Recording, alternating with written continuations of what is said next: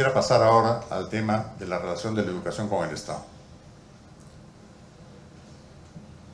¿Cuál ha sido el rol del Estado de acuerdo con nuestro ordenamiento jurídico en el campo de la educación?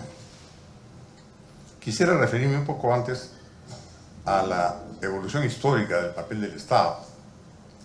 La intervención del Estado en la educación, desde una perspectiva histórica larga, prolongada, es un fenómeno relativamente reciente.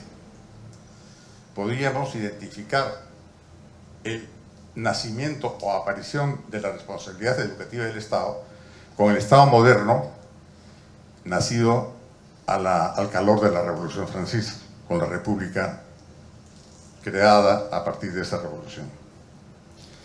Pero ocurre que el Estado moderno, ese Estado, no fue diseñado para cumplir un papel educativo.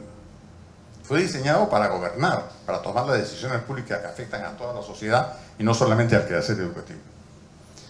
Lo que sí se planteó desde un principio es la necesidad de que la participación del Estado en la educación sea subsidiaria. ¿Qué quiere decir que sea subsidiaria? Que se dé únicamente cuando la actividad privada es inexistente o su desarrollo es insuficiente. Y siempre mediando una ley expresa, no un criterio discrecional de los gobernantes. Pero hoy, en el caso del Perú, la educación ha pasado de ser una prestación de servicio a favor de los necesitados de la sociedad a constituirse en la más grande empresa pública del país. Y en una muestra del intervencionismo del Estado en el quehacer de la sociedad civil.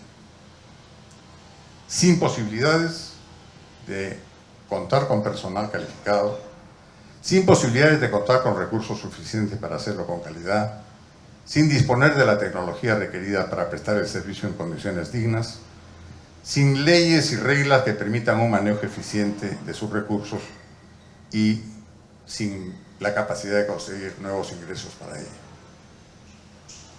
Todo esto, esta gran empresa pública de nuestro país, conduce a una sobrevaloración del papel del Estado en la población, que sigue esperando del Estado más cosas de las que este Estado es capaz de darle. Se produce la creación de centros educativos por criterios políticos y no económicos. Se configuran sistemas de pago y remuneración a los profesores que en realidad desincentivan su actualización y su perfeccionamiento. Se produce una pérdida de calidad educativa y se logran resultados perversos. Lo que debía ser una inversión en favor de la educación y de la población termina siendo una figura contraria, brindando a poca gente poca calidad.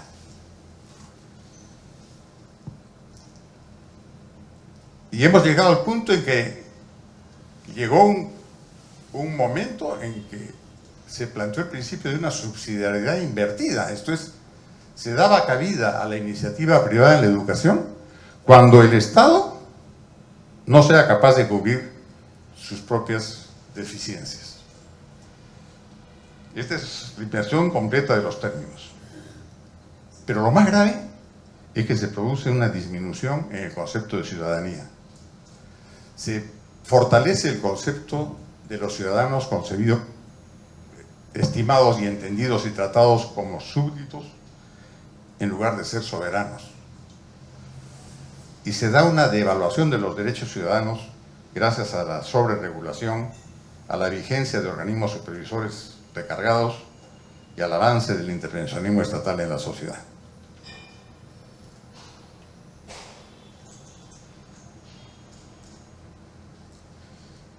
¿Qué es lo que dice nuestra Constitución? El Perú es un país que podría considerarse privilegiado por el marco normativo y sus principios constitucionales. Voy a pasar a ustedes algunos artículos que se refieren explícitamente a la educación o que se refieren indirectamente a la educación a cargo de actores privados. El artículo 13. El Estado reconoce y garantiza la libertad de enseñanza. Los padres de familia tienen el deber de educar a sus hijos y el derecho de escoger los centros de educación y de participar en el proceso educativo. Artículo 14. la enseñanza se imparte en todos sus niveles con sujeción, no solamente a los principios constitucionales, sino a los fines de la correspondiente institución educativa.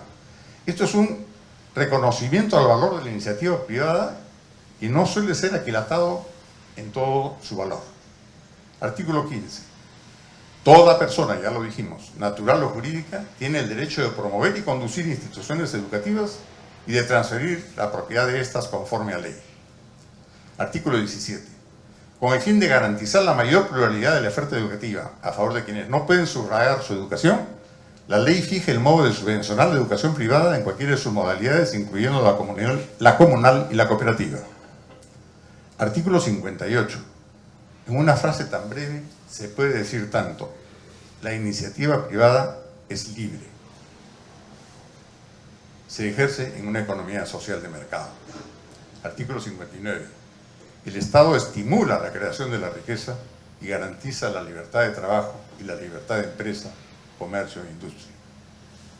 Artículo 60. El Estado reconoce el pluralismo económico. La economía nacional se sustenta en la coexistencia de diversas formas de propiedad de empresa.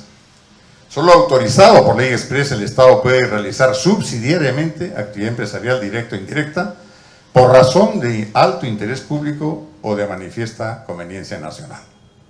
Es decir, ¿qué más podemos esperar de un ordenamiento jurídico positivo que la consagración de estos principios constitucionales para el desenvolvimiento de la libertad educativa? Sin embargo, a pesar de esto, siguen subsistiendo esas contradicciones a las que me referí en mi referencia, valga la redundancia si me permiten, a la educación y la economía. Quisiera brevemente referirme a algunas conclusiones. Lo más importante que puede esperarse de un instituto de derecho educativo como el Instituto Peruano de Derecho Educativo, desde mi particular y modesto punto de vista, es el contribuir a la construcción de la institucionalidad educativa. Esto es revalorar el principio de la iniciativa privada, que está llamada a cumplir más y mejor un desempeño efectivo en la educación, como agente directo por antonomasia y a través de iniciativas y metodologías innovadores. El Estado no ha sido concebido ni diseñado para educar, no dispone de los recursos necesarios para hacerlo, no está en condiciones de manejar con eficiencia los escasos recursos asignados, entre otras razones por su propia normatividad, y la experiencia indica que los sistemas educativos donde ha predominado el papel intervencionista del Estado han fracasado y han producido atraso. La oferta educativa privada debe ampliarse en un marco de competencia para lograr la realización de compromisos de mejora de la educación, tanto en términos de cobertura como de calidad de la misma.